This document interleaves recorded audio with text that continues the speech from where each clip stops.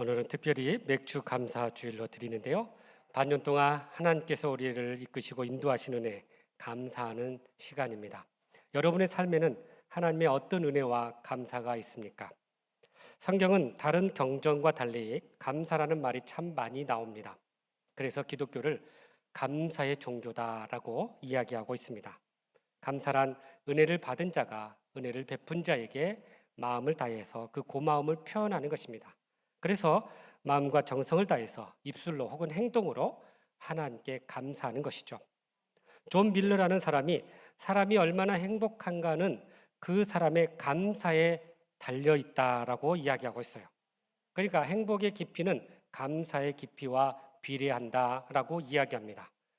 그가 행복한 사람이라는 것은 행복할 수밖에 없는 그러한 원리와 비법이 그의 삶 가운데 있다라는 거예요. 그래서 이런 이야기를 합니다. 자기에게 없는 것에 대해 실망하거나 좌절하지 않고 있는 것에 감사하라라고 이야기합니다. 또 자기가 할 수 없는 것에 대해서 슬퍼하거나 원망하지 말고 자기 할 수 있는 일에 감사하라라고 이야기하고 있어요. 이처럼 감사할 줄 아는 자가 결국 행복한 삶을 누리게 된다고 이야기합니다. 구전의 율법인 이 탈무드에 또 이런 이야기가 나와요. 세상에서 가장 강한 사람은 자기를 이기는 사람이다. 세상에서 가장 겸손한 사람은 다른 사람에게 배우는 사람이다. 세상에서 가장 행복한 사람은 감사하는 자다라고 이야기하고 있어요. 오늘 말씀도 이스라엘 왕 다윗이 하나님에 대해서 최고의 감사의 고백을 하는 그런 말씀이에요. 사실 여러분 목동이 왕이 됐다는 것만 하나만 보더라도 그에겐 참 놀라운 은혜이고 축복이지 않을 수가 없습니다. 그런데 그의 삶을 가만히 보면 그의 일생 가운데 계속해서 죽음의 위기와 또 위협과 불행과 고통이 함께했다는 것을 우리가 알게 돼요. 이 사울 왕이 자신과 이렇게 비교되는 것을 알게 됐어요. 그래서 이 백성들이 노래를 하기를 이 다윗, 그러니까 사울은 천천히고 다윗은 만만이다 이렇게 외치니까 굉장히 불편한 거예요. 그래서 어떻게 하면 저 아이를 없앨까 그런 마음을 늘 품었어요. 그러니까 늘 도망다니면서 그렇게 살게 된 거죠. 나중에 왕이 됐어도 그렇게 편안하지는 못했어요. 자녀들 사이에 이복 이렇게 남매들이 있었는데 아주 불미스러운 일이 생겼어요. 그러다가 보니까 이복 형제들까지 살인하는 결과가 있었던 거예요. 더 나아가서 한 아이는 자기의 왕자의 자리를 빼앗으려고 반란을 일으켜서 그렇게 공격해 오니 예루살렘을 피해서 밖으로 도망갈 수밖에 없는 형편에 되었던 거예요.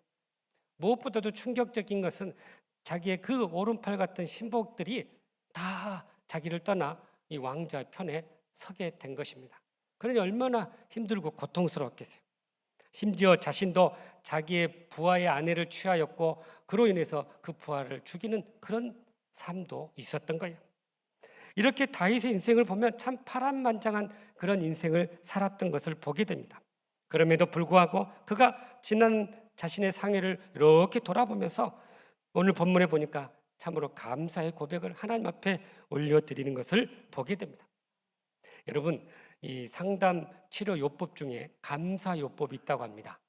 그러니까 삶에 이렇게 어려운 일들 볼 때마다 거기에 감사하고 감사할 것들을 찾고 그러다 보니까 하나님의 은혜를 깨닫게 되고 다시 치유되고 회복되는 역사가 있더라는 거예요.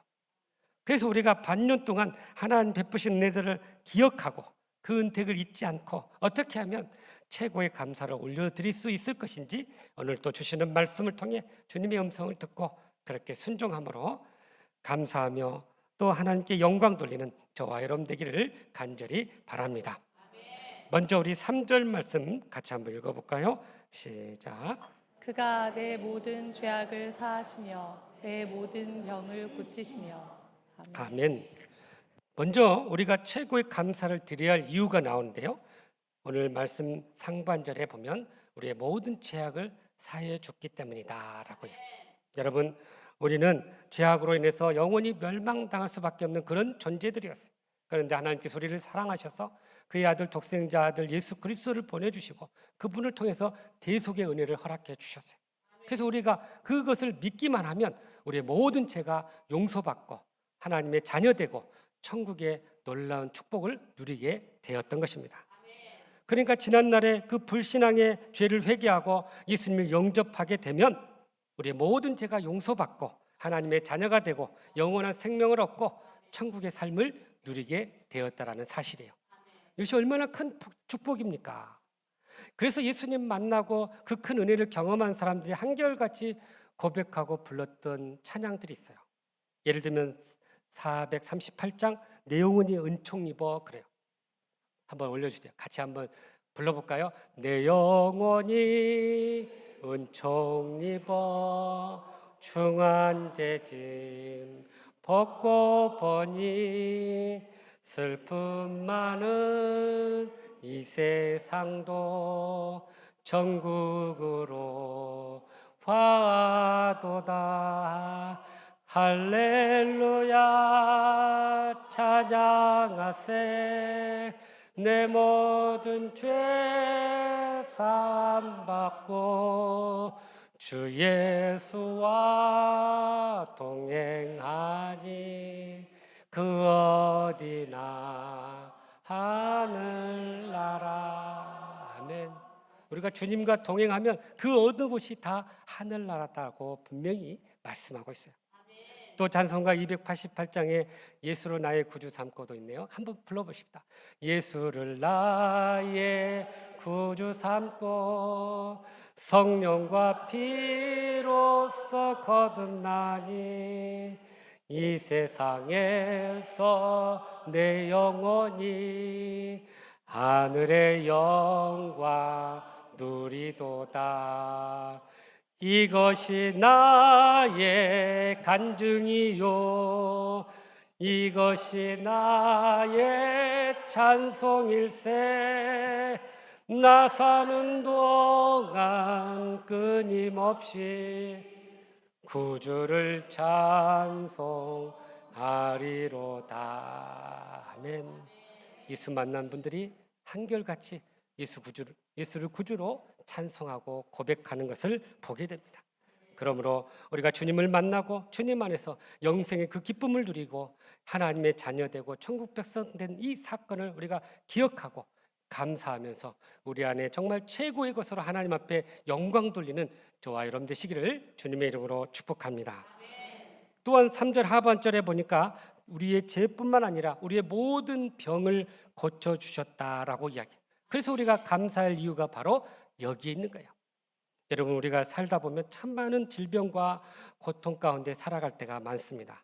얼마나 많은 병들이 있는지요. 요즘에 보면 많은 각종 바이러스와 병균과 또 암 때문에 많은 사람들이 생명을 잃고 있어요.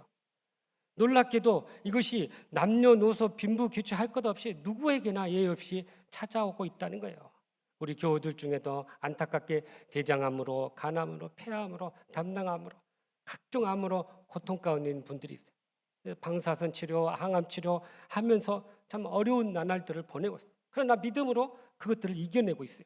그런데 그 중엔 또 하나님 은혜 가운데서 치유되고 회복되는 분들이 있다는 거예요.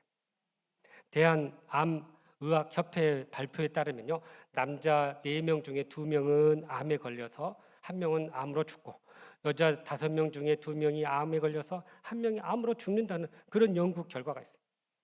뿐만 아니라 한국보건사회연구소에서 노인 실태 조사를 해봤는데 여기 보니까 어르신들 4분의 1이 치매 예비군이다 이렇게 이야기합니다. 그러니까 이분들을 치료하지 않고 약을 이렇게 처방하지 않으면 바로 이런 치매가 나올 수 있다라는 거예요. 그러니 참으로 얼마나 참 우리의 삶 가운데 이런 어려움이 있습니까? 심지어 여러분, 요즘에 그 당뇨 환자들이 얼마나 많아졌는지요.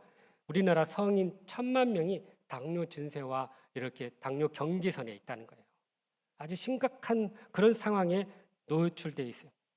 그런데 하나님께서 예수님을 통해서 우리에게 이러한 놀라운 질병의 치유의 역사를 허락해 주셨다는 거예요.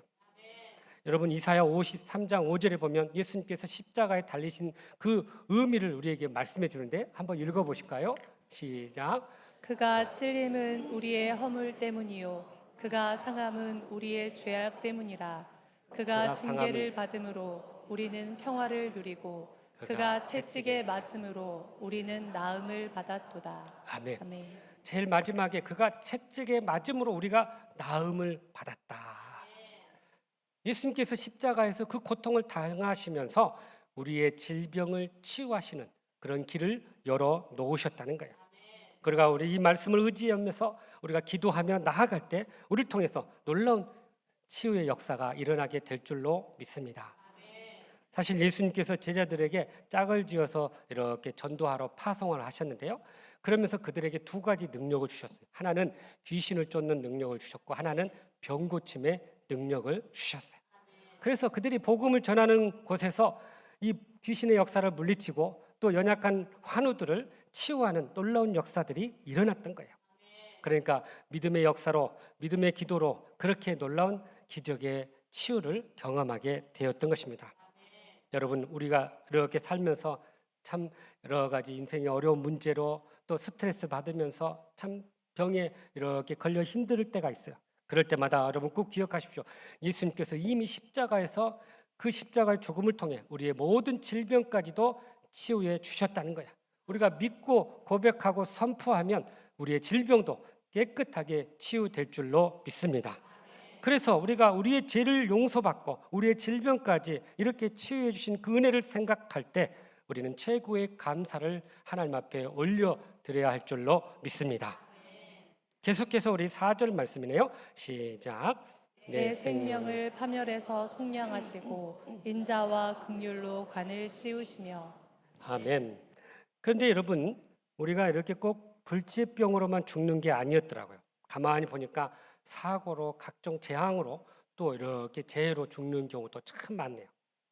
여러분, 교통사고로, 화재로, 또 이렇게 여러 가지 기후변화로 인한 재해로 얼마나 많은 사람들이 죽음의 위기에 노출되어 있는지 모릅니다. 그래서 작년 한 해에 우리 이 나라에 35만 명이 이 죽음을 이렇게 당했는데요.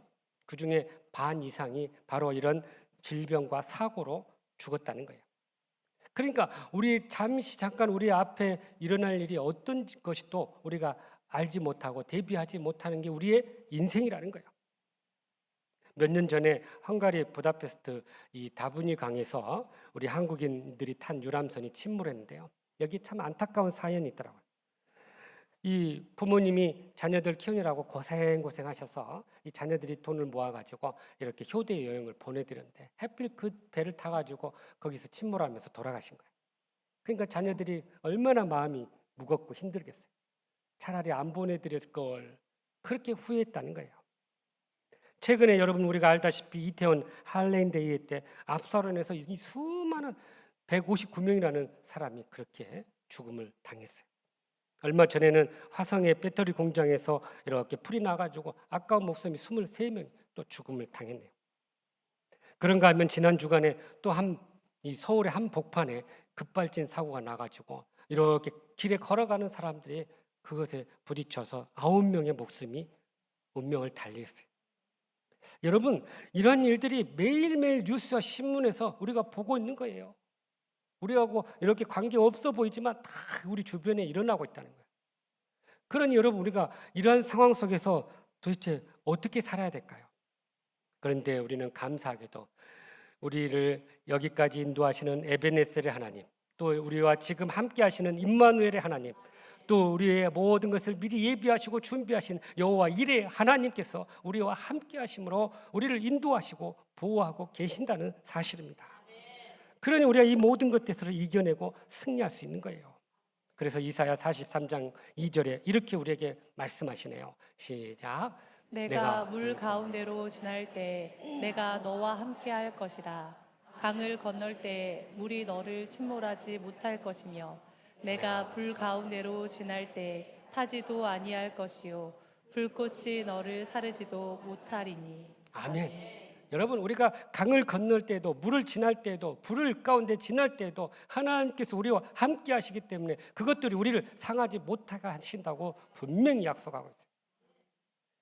또 시편 23편 4절에 뭐라고 말씀해요? 시작. 내가 사망의 음침한 골짜기로 다닐지라도 해를 두려워하지 않을 것은 주께서 나와 함께 하심이라. 주의 지팡이와 막대기가 나를 안위하시나이다. 아멘. 여기도 우리가 사망의 음침한 골짜기에 그 길을 걸을지라도 우리가 두려워하지 않는 것은 주의 지팡이와 막대기가 우리를 안위하시고 인도하시고 보호하신다라는 사실이에요. 그러니까 우리가 이 사실을 믿고 믿음으로 나아가야 한다는 거죠. 그래서 여러분, 우리가 하루 일과를 마치고 나서 하나님, 오늘 하루도 하나님 은혜 가운데서 무사히 이렇게 살 수 있도록 은혜 주심을 감사하며 기도해야 할 줄로 믿습니다. 또 아침에 일어나서 지난밤 우리의 생명을 연장해 주시고 푹 깊은 잠을 자게 해주시고 또 새날을 맞이해 주심을 감사합니다. 오늘 하루도 주님과 동행하고 함께 해달라고 그런 기도로 하루를 시작해야 한다는 거예요. 그럴 때 우리가 이런 위기와 어려움 속에서 하나님 우리를 지켜주시고 보호해 주시고 또 모든 삶이 그렇게 형통하게 될 줄로 믿습니다. 또한 4절 하반절에 이런 감사의 고백이 나오네요. 인자와 국률로 관을 씌우셨다라고 이야기. 하나님께서 우리가 이 땅에 살아갈 때 인자, 하나님의 사랑을 의미하고요. 국률, 하나님이 우리를 불쌍히 여기신다는 거예요. 그러니까 이 땅에 살아가면서 참 얼마나 우리가 힘들고 어려울 때마다 하나님의 그 사랑과 국률하심이 우리 가운데 함께 한다는 거죠. 여러분, 우리가 왜 이렇게 힘들고 어렵고 고통스러울까요? 물론 하나님께서 주신 그 구원의 은혜와 기쁨이 있지만 시간이 흐르면서 그것들을 잃어버리고 살아요. 그래서 감사의 삶을 잃어버리니까 하나님의 은혜를 깨닫지 못할 때가 참 많습니다. 그래서 우리의 인생은 하나님의 은혜로 계속해서 채워져야 되고 공급되어져야 하는 거예요. 그 은혜의 공급이 조금이라도 끊어지고 멈춰버리면 우리의 삶은 슬픔과 고난뿐인 인생이 된다라는 것입니다. 그래서 우리는 매 순간순간 하나님의 그 사랑과 국률함이 우리 가운데 임해야 할 줄로 믿습니다. 그 은혜 가운데 우리가 살아갈 때 우리가 능히 이 고난을 이겨내게 되고 승리의 삶을 살아가게 된다라는 사실이에요. 언덕에 이렇게 큰 성이 이렇게 있는데요. 그 성주와 사람 그 안에 있는 백성들이 이 큰 성 때문에 안전하게 그렇게 사는데 어느 날 이렇게 이 백성들이 성 밖에 나가서 농사를 지었다고 합니다.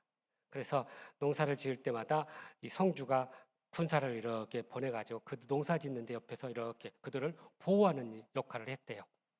그런데 이 성의 주변 또 가까운 성이 있는데 그 성주는 다른 성을 이렇게 차지하고 정복하려는 그런 욕심이 있었어요. 그래서 주변에 가까운 성을 차지하겠다 해서 군사를 일으켜가지고 이 성을 쳐들어온 거예요. 파수꾼이 멀리 보니까 군사들이 오니까 막 경종을 때리면서 빨리 성 안으로 들어와라 라고 외친 거죠. 그래서 농사를 짓다가 급히 사람들이 다 성문 안으로 들어왔어요. 성벽이 있기 때문에 안전하다 생각했는데 여러분, 만일 이들이 이 성문을 닫지 않았으면 어떻게 될까요? 그 다른 성들의 군사들이 와가지고 그 안에 들어와서 이 성을 점령해 버릴 것입니다. 그런데 이사야 선지자가 이 성문을 뭐라고 비유했냐면 찬송이다라고 비유했어요. 그러니까 찬송과 감사의 성문이 없으면 적군들이 우리 안에 들어와서 막 휘젓고 다닌다는 거예요. 찬송과 감사의 삶이 없으면 사탄이 우리 안에 들어와가지고 우리를 막 괴롭게 하고 힘들게 하고 넘어뜨리게 한다는 거예요. 여러분, 왜 믿음의 가정이 갈등과 불화를 겪습니까?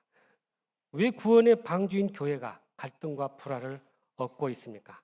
구원의 벽은 있지만 찬송과 감사를 잃어버렸기 때문에 이런 현상이 나타났다는 거예요. 많은 크리스찬들이 구원은 받았지만 감사와 찬송의 삶이 없어지니까 마음에 여러 가지 불평과 원망들이 일어나게 되고 그래서 결국은 그것이 그들의 삶을 무너뜨리는 원인이 되고 있다는 것입니다. 그런데요, 놀랍게도 이 사탄은 이러한 교묘한 전략들을 쓰고 있다는 거예요. 그러니까 자꾸 우리 안에 감사할 것들을 보지 못하게 하고 원망하고 불평한 것들만 자꾸 보게 만든다는 거예요. 그래서 우리 믿음의 성도들은요, 범사에 감사하는 삶을 살아야 할 줄로 믿습니다. 좋을 때도 어려울 때도 힘들 때도 하나님이 함께 하시는 것을 늘 믿고 신뢰하면서 범사에 감사하는 삶이 되는 거예요. 그래서 감사는 구원받은 성도의 자랑이고요, 믿음의 열매이고요, 감사는 축복의 비결이고요, 행복의 근원이라는 사실입니다. 그래서 우리 성도들이 이 사탄의 원수로부터 영적 싸움에서 이길 수 있는 유일한 이 능력은 바로 감사와 찬송의 힘이라는 사실이에요. 그래서 바울이 데살로니가전서 5장 16절 18절에 이렇게 말씀하시네요. 시작. 항상 기뻐하라. 쉬지 말고 기도하라. 범사에 감사하라. 이것이 그리스도 예수 안에서 너희를 향하신 하나님의 뜻이니라. 아멘. 그러므로 우리의 생명을 구원해 주시고 우리를 보호해 주시고 또 인자와 긍휼과 사랑으로 우리를 돌보시는 그 하나님께 우리 인생의 최고의 것으로 하나님께 감사와 영광을 돌리는 저와 여러분 되기를 간절히 바랍니다. 마지막으로 우리 5절 말씀이네요. 시작. 좋은 것으로 내 소원을 만족하게 하사 내 청춘을 독수리같이 새롭게 하시는도다. 아멘. 자, 마지막으로 우리가 최고의 감사를 드려야 할 이유는 바로 가장 좋은 것으로 예비해 주기 때문이다.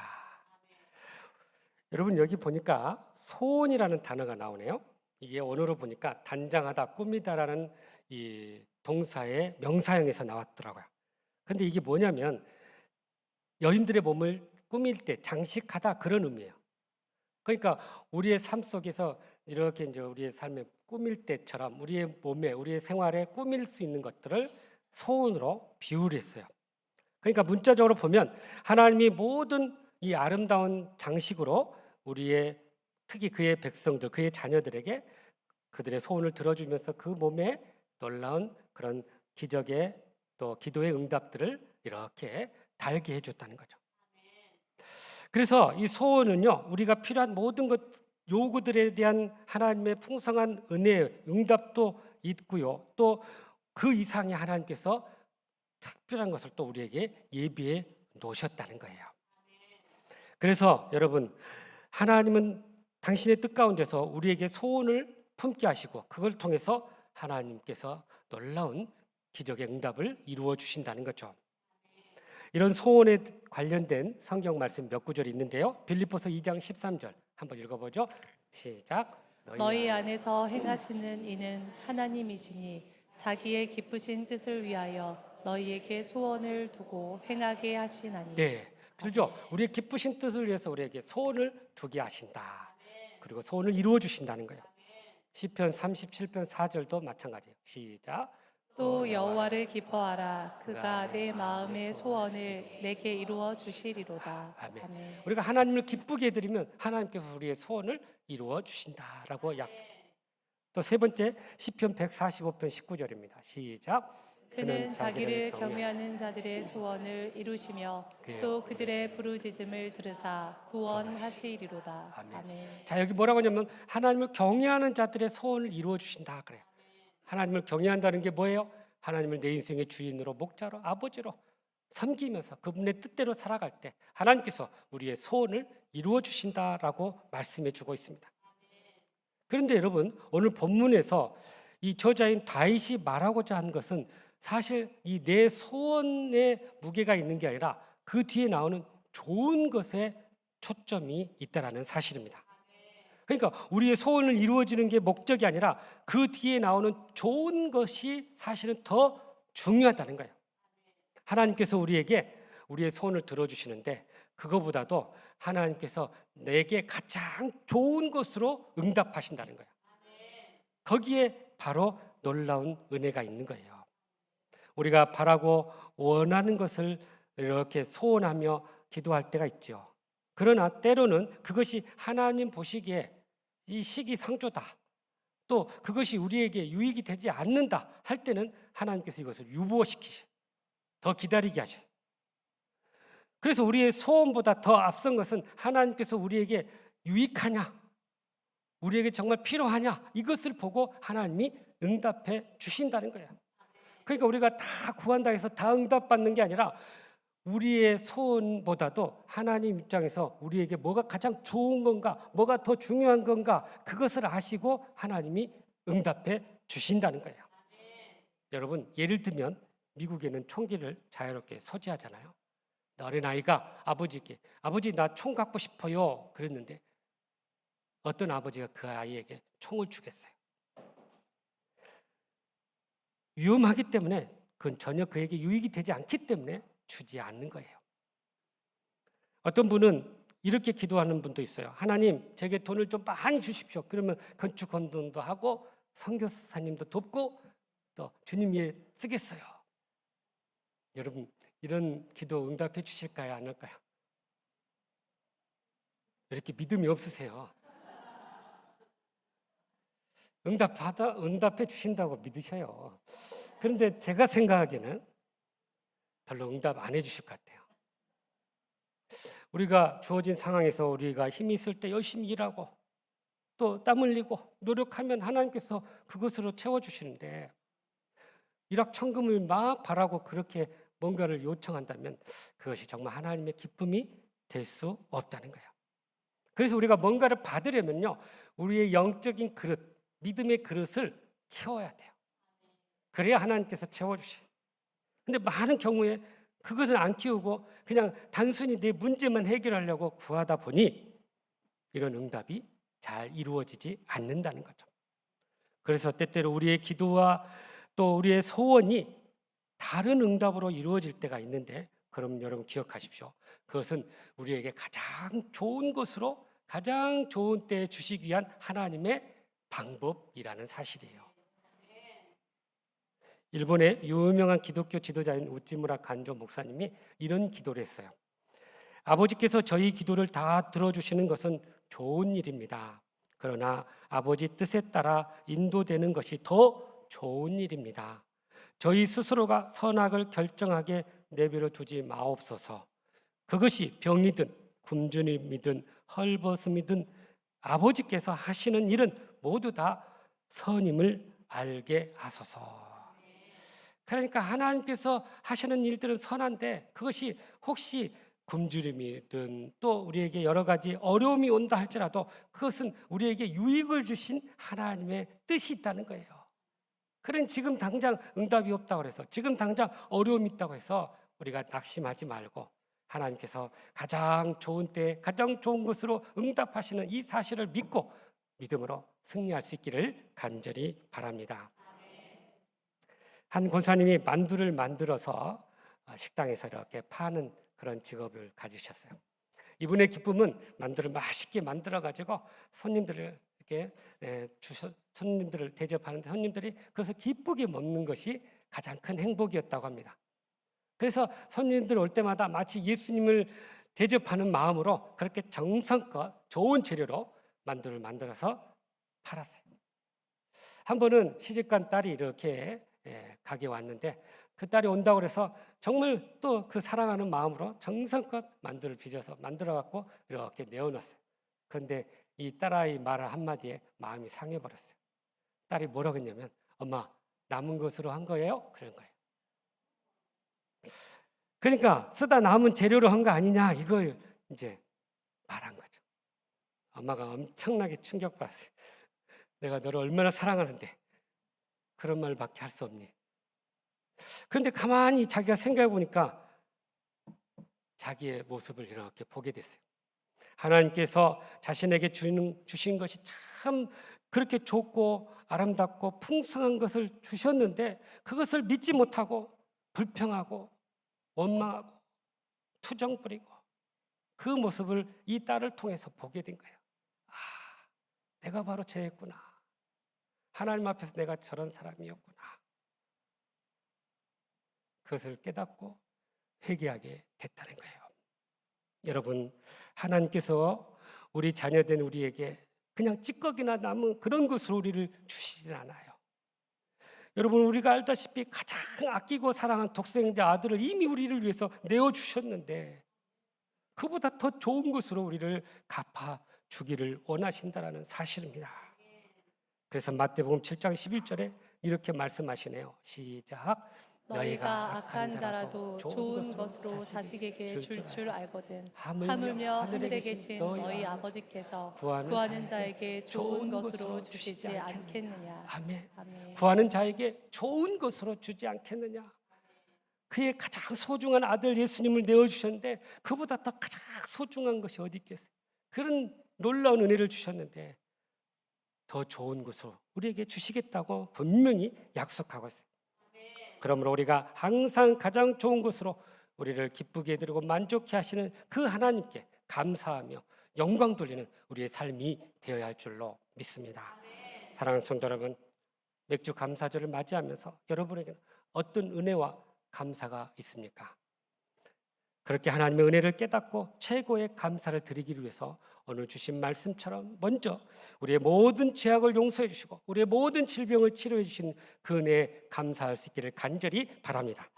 또한 우리의 생명을 죽음의 위기 가운데서 지켜주시고 보호해 주시고 늘 사랑으로 돌봐 주시는 그 은혜에 감사할 수 있기를 간절히 바랍니다. 나아가서 항상 가장 좋은 것으로 가장 좋은 때에 응답해 주시고 채워주시는 그 은혜에 감사할 수 있기를 간절히 바랍니다. 그래야 이 감사로 인해서 더욱 주님 안에서 행복하고 기쁨과 감격 속에 살아가는 저와 여러분 되시기를 주님의 이름으로 축복합니다. 기도하겠습니다. 사랑과 은혜가 풍성하신 하나님, 참으로 맥주 감사절을 맞이해 반년 동안 지켜주시고 인도하신 그 은혜를 기억하고 감사하며 최고의 것으로 하나님 앞에 영광 돌리는 저희들 되게 하여 주시옵소서. 예수님의 이름으로 감사하며 기도하옵나이다. 아멘.